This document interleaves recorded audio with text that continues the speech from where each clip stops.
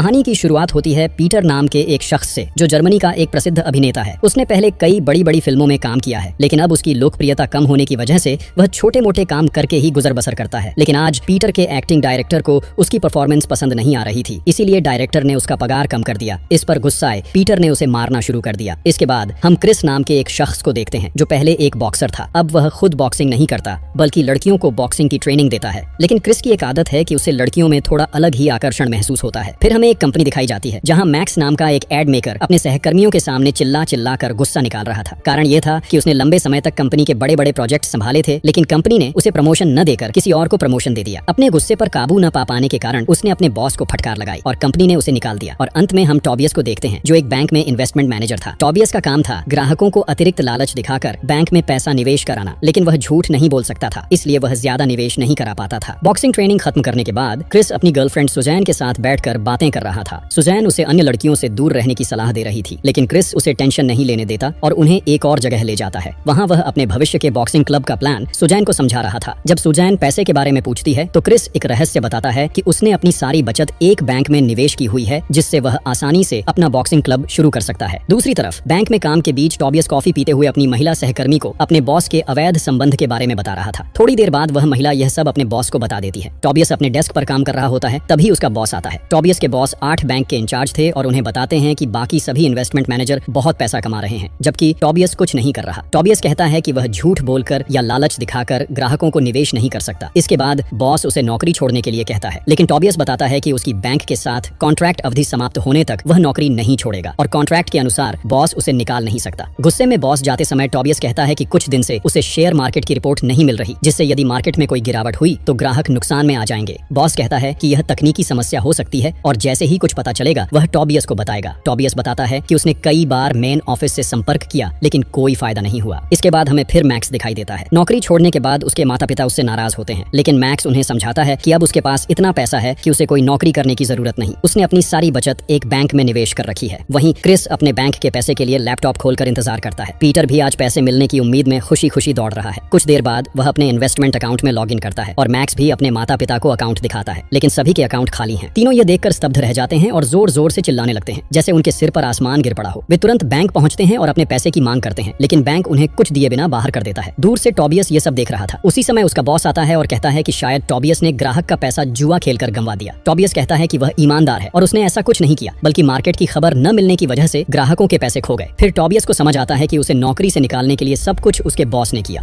वह अपने बॉस से कहता है कि ये ग्राहक तो हमारे भरोसे निवेश कर रहे थे, लेकिन बॉस कोई जवाब नहीं देता और उसे बाहर निकाल देता है। इसी बीच क्रिस, मैक्स और पीटर खुद को एक बार में पाते हैं और ड्रिंक कर रहे होते हैं। वे टॉबियस से बहुत नाराज होते हैं, क्योंकि उन्होंने अपने सारे पैसे उसी के कहने पर निवेश किए थे। वे तय करते हैं कि अगर टॉबियस को पकड़ेंगे तो उसे नहीं छोड़ेंगे। तभी क्रिस की नजर टॉबियस पर पड़ती है, जो उसी बार में ड्रिंक कर रहा होता है। वे हैरान रह जाते हैं, क्योंकि जिसे वे ढूंढ रहे थे वह उनकी आंखों के सामने है, लेकिन बार में मारने पर पुलिस पकड़ लेगी, इसलिए वे उसे फॉलो करना शुरू करते हैं। फॉलो करते करते वे टॉबियस के घर पहुंच जाते हैं। टॉबियस उन्हें देखकर डर के मारे भागने लगता है, लेकिन वह पकड़ लिया जाता है। वे तीनों टॉबियस को बांधकर उससे पूछते हैं कि उनका पैसा कहाँ है। टॉबियस जवाब देता है कि उनका पैसा नहीं, बल्कि बैंक के डायरेक्टर यानी उसका बॉस चाहता था कि नुकसान हो जाए, ताकि वह टॉबियस को फंसाकर नौकरी छोड़ने के लिए मजबूर कर सके। यह सुनकर वे समझ जाते हैं कि टॉबियस भी उनके जैसे धोखा खा गया है। कुछ ही देर बाद पीटर टॉबियस से पूछता है कि बैंक में कितने पैसे हैं। टॉबियस बताता है कि बैंक में 17 करोड़ से ज्यादा यूरो हैं, लेकिन शुक्रवार को सबसे ज्यादा पैसा रहता है, क्योंकि उस दिन बैंक से सभी पैसे हेड ऑफिस भेज दिए जाते हैं। पीटर फिर पूछता है कि अगर बैंक से पैसा चोरी हो जाए तो क्या ग्राहकों को नुकसान होगा। टॉबियस कहता है कि कुछ नहीं होगा, सिर्फ पुलिस कुछ दिनों तक जांच करेगी, लेकिन ग्राहकों को कोई नुकसान नहीं होगा, क्योंकि बैंक उन्हें उनका पैसा लौटाने के लिए बाध्य है। यह सुनकर पीटर, क्रिस और मैक्स उस बैंक डकैती का प्लान बनाने लगते हैं। शुरुआत में मैक्स हिचकिचाता है, लेकिन क्रिस और पीटर उसे राजी कर लेते हैं। साथ ही वे टॉबियस को भी अपनी टीम में शामिल कर लेते हैं, क्योंकि उसके पास बैंक की बहुत सारी जानकारियां हैं जो उनकी मदद करेंगी। इस तरह चारों की एक टीम बनती है और इसलिए फिल्म का नाम रखा गया है 4 अगेंस्ट द बैंक, यानी बैंक के खिलाफ 4 लोग। इसके बाद पीटर उन्हें अपने घर ले जाता है। वह अपनी पत्नी को बताता है कि ये मेरे दोस्त हैं और सब बेसमेंट में लकड़ी खेलना चाहते हैं। जब उसकी पत्नी पैसे के बारे में पूछती है, पीटर कहता है कि वह फिर से पैसे इन्वेस्ट कर चुका है, क्योंकि शेयर मार्केट जल्दी ही बहुत ऊपर जाएगा। ये कहते हुए वह बेसमेंट में चला जाता है और वहाँ वे बैंक की नक्शा देखकर प्लान बनाने लगते हैं। टॉबियस बताता है कि बैंक के वॉल्ट को खोलने के लिए एक पासवर्ड चाहिए, जो रोज बदलता है और केवल बैंक मैनेजर के पास रहता है। बैंक मैनेजर की आदत यह है कि वह हर दिन सुबह 11 बजे टॉयलेट जाता है। क्रिस कहता है कि वे बैंक जाकर मैनेजर को मारेंगे, पासवर्ड लेकर वॉल्ट में से सभी पैसे चुरा कर भाग जाएंगे और यह बिल्कुल आसान काम है। लेकिन टॉबियस बताता है कि बैंक के हर कर्मचारी के डिस्क पर एक बटन होता है, जिसे दबाने से तुरंत अलार्म बज जाता है और शहर के पुलिस स्टेशन को डकैती की सूचना पहुंच जाती है। है, इसलिए वे तय करते हैं कि पहले पूरी जानकारी इकट्ठा करेंगे और फिर डकैती करेंगे। अगले दिन वे सभी बैंक पहुंचते हैं और जरूरी सभी चाबियां जुटा लेते हैं। मैक्स और पीटर बैंक की गतिविधियों को नोट करते हैं, जबकि क्रिस टॉबियस से चाबियों का आकार लेकर उन्हें तैयार करता है। क्रिस की गर्लफ्रेंड कुछ जरूरी सामान लेकर आती है। इसके बाद वे एक और प्लान बनाते हैं। वे एक पागल को हायर करते हैं ताकि बैंक में डकैती का नाटक किया जा सके और संभावित परिस्थितियों का पूर्वाभास मिल सके। प्लान के अनुसार वह पागल अपने हाथ में कपड़ा लपेटकर हथियार जैसा दिखाकर बैंक में घुसता है। सभी को लगता है कि उसके पास असली बंदूक है। बैंक के कर्मचारी डर के मारे अलार्म बटन दबा देते हैं। सुरक्षा गार्ड पागल को पकड़ते हैं और हाथ चेक करते हैं तो पता चलता है कि यह असली बंदूक नहीं बल्कि चॉकलेट थी। पीटर बैंक के अंदर सब कुछ मॉनिटर कर रहा होता है और बाकी 3 लोग बाहर की स्थिति देख रहे होते हैं। वे पाते हैं कि अलार्म प्रेस करने के बाद पुलिस पहुंचने में 4 मिनट लगते हैं, इसीलिए वे तय करते हैं कि 4 मिनट में बैंक से पैसे लेकर भाग जाएंगे। पुलिस आने के बाद एक खूबसूरत महिला अधिकारी गाड़ी से उतरती है। टॉबियस बताता है कि यह एलिजाबेथ है, बैंक रॉबरी स्क्वाड की चिप, जिसने कई बड़े बैंक डकैतीकर्ताओं को पकड़ा है। वह बैंक में प्रवेश करती है और कर्मचारियों से पूछताछ करती है। एलिजाबेथ पीटर से पूछती है कि वह क्यों आया, तो पीटर बताता है कि वह पैसे जमा करने आया था। अब उन्हें एक कार की जरूरत होती है, इसीलिए वे प्लान करते हैं कि एयरपोर्ट की पार्किंग से एक कार चुराएंगे, क्योंकि वहाँ लोग महीनों तक अपनी कारें छोड़ते हैं। वे एक कार चुनते हैं और टोबियस की चाबी का उपयोग करके कार स्टार्ट करने की कोशिश करते हैं। सौभाग्य से कार स्टार्ट हो जाती है, लेकिन पार्किंग की महिला बताती है कि चार्ज 1200 यूरो हो गया है। उनके पास नकद नहीं था और कार्ड इस्तेमाल करने पर पकड़े जाने का खतरा था। टोबियस महिला को पंसद करने की कोशिश करता है, लेकिन असफल होता है। महिला गुस्से में उन्हें आने से रोकती है। टोबियस और टीम कार लेकर वहां से निकल जाते हैं। फिर वे पीटर के घर लौटकर बैंक डकैती का अंतिम प्लान बनाते हैं। प्लान यह है कि जब मैनेजर टॉयलेट जाएगा, क्रिस पागल बनकर बैंक में हंगामा करेगा ताकि कोई इसे असली डकैती न समझे। वहीं पीटर मैनेजर के पास जाएगा, उसे बंदूक दिखाकर वॉल्ट का पासवर्ड लेगा। मैक्स काउंटर से सब कुछ मॉनिटर करेगा और क्रिस को सिग्नल देगा। क्रिस गार्ड्स को रोक देगा और टोबियस एक स्टेडियम जाएगा जहां बहुत लोग हैं। वहां वह अपने होने का सबूत दे सकेगा, क्योंकि डकैती के बाद टोबियस पर शक होगा। अंततः बैंक डकैती का दिन आता है। मैक्स और पीटर छद्मवेश में बैंक पहुंचते हैं। 11 बजे बैंक मैनेजर रोज की तरह टॉयलेट जाता है। क्रिस पागल बनकर हंगामा शुरू करता है। सुरक्षा गार्ड उसे पकड़ते हैं।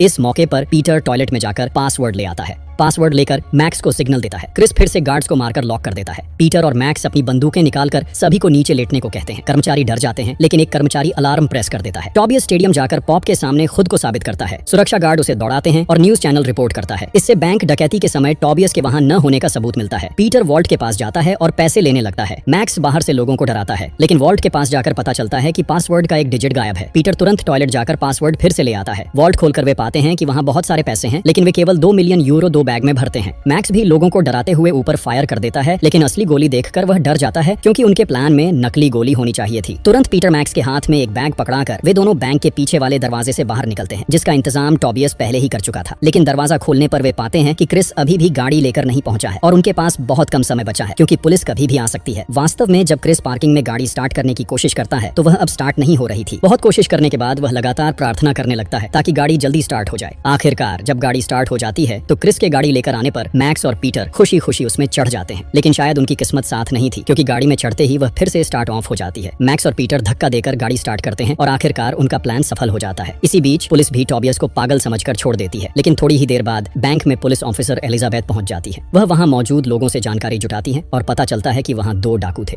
एलिजाबेथ समझ जाती है कि पहले आए पागल का असल में डाकू होना ही मामला था। जब एक अन्य ऑफिसर डाकुओं के स्केच बनाने की कोशिश करता है तो एलिजाबेथ कहती हैं कि डाकू अपने चेहरे बदल कर आए थे, क्योंकि वे सीसीटीवी कैमरों के बारे में जानते थे। इसके बाद शिफ्ट बदलने पर हम पीटर, मैक्स, क्रिस और टोबियस को देख पाते हैं। वे डकैती में सफल होने के बाद काफी खुश हैं। जिस गाड़ी से उन्होंने डकैती की थी उसे वे अब जला रहे हैं ताकि कोई सबूत न बचे। लेकिन गाड़ी में आग लगाने के बाद एक मजेदार चीज होती है। वे भूल गए थे कि उनके पैसे के बैग दोनों गाड़ियों में रखे हुए थे। जब पीटर कहता है कि अब उन्हें पैसे बांटने हैं तो उन्हें याद आता है कि बैग गाड़ी के अंदर ही है। वे जल्दी से गाड़ी से पैसे के बैग निकालते हैं और राहत की सांस लेते हैं। फिर वे सभी मिलकर पीटर के घर पार्टी करते हैं, पैसे का आनंद लेते हैं। लेकिन जैसे ही पीटर लाइट ऑफ करता है, कमरे में नीली लाइट चालू हो जाती है।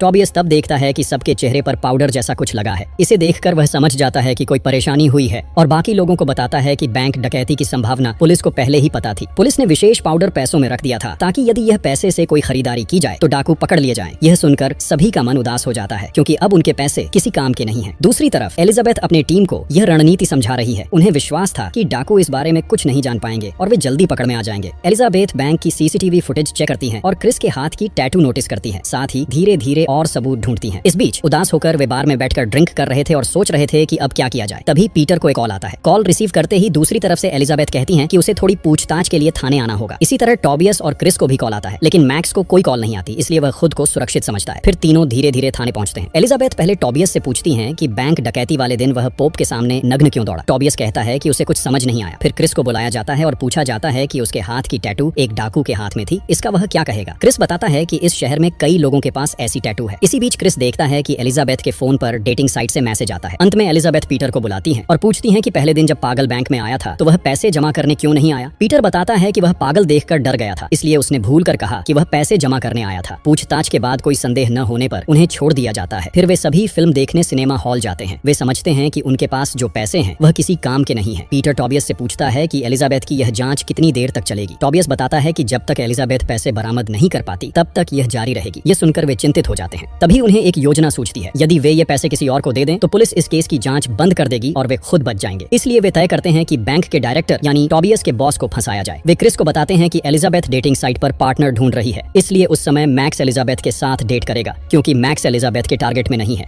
अगर मैक्स मना करे तो क्रिस उसे सिस्टम से राजी कर देता है। इस बीच पीटर की पत्नी वेंटिलेटर में सभी डकैती के पैसे पाती है। पीटर घर आते ही पत्नी पैसे लेकर खुश होती है। फिर जब उसे रकम का पता चलता है तो वह भी पीटर के प्लान में शामिल हो जाती है। अब प्लान यह है कि पहले मैक्स को एलिजाबेथ के साथ डेट कराकर उसका ध्यान भटकाया जाए और दूसरी तरफ वे सभी टॉबियस के बॉस के घर पैसे रखकर उसे पुलिस के हवाले करेंगे। इस तरह पुलिस पैसे और अपराधी दोनों पाकर जांच बंद कर देगी। इसीलिए मैक्स को सजाया गया, उसका नाम बदला गया और उसकी तस्वीर एक बिल्ली के साथ बनाकर डेटिंग साइट पर प्रोफाइल बनाई गई। रात को एलिजाबेथ डेटिंग साइट पर घूमती हुई मैक्स की प्रोफाइल देखती है और उसे पसंद कर लेती है, फिर रिक्वेस्ट भेजती है। दूसरी तरफ पीटर की पत्नी एक कीमती नेकलेस लेकर सुमेकर की गर्लफ्रेंड के घर के सामने सुमेकर का नाम लिखकर छोड़ देती है, जिससे गर्लफ्रेंड सोचती है कि शायद सुमेकर ने भेजा है। इस बीच एलिजाबेथ और मैक्स खुद डेटिंग के लिए समय और रेस्टोरेंट फिक्स करते हैं। उसी रेस्टोरेंट में सुमियो अपनी गर्लफ्रेंड के साथ डेट पर आया होता है और वहाँ पहले से ही पीटर और उसकी पत्नी मौजूद होते हैं। सुमेकर को आते देख पीटर जानबूझकर अपने सामने पैसे का बैग गिरा देता है। सुमेकर शिष्टाचार के लिए बैग उठाता है और पीटर वहाँ उसका फिंगरप्रिंट ले लेता है। इसके बाद मैक्स वहाँ आता है और एलिजाबेथ के साथ बैठकर बात करता है। एलिजाबेथ बताती है कि वह एक पुलिस ऑफिसर है और शहर में एक बैंक डकैती की जांच कर रही है। तब मैक्स कहता है कि कभी-कभी इतनी बड़ी डकैती के पीछे ऐसे लोग भी होते हैं जिन पर हम शक नहीं करते। दरअसल मैक्स अप्रत्यक्ष रूप से सुमेकर को इशारा कर रहा था, क्योंकि सुमेकर एलिजाबेथ के सामने एक टेबल पर बैठा था और एलिजाबेथ ने देखा कि सुमेकर की गर्लफ्रेंड के गले में एक कीमती नेकलेस है, जिससे वह थोड़ी शक करने लगती है। दूसरी तरफ टॉबियस और क्रिस पीटर के पास फिंगरप्रिंट लेकर सुमेकर के घर में प्रवेश करते हैं और वहां उस डकैती के पैसे और कुछ जानकारी छोड़कर आते हैं। लेकिन घटनाक्रम के दौरान क्रिस सुमेकर की पत्नी के सामने पकड़ में आ जाता है। हालांकि उसका भाग्य बहुत अच्छा था, क्योंकि सुमेकर की पत्नी कोई और नहीं बल्कि क्रिस की गर्लफ्रेंड सुजैन थी। क्रिस उसे कहता है कि वह पूरा स्टोरी बाद में बताएगा और फिर वह वहां से निकल जाता है।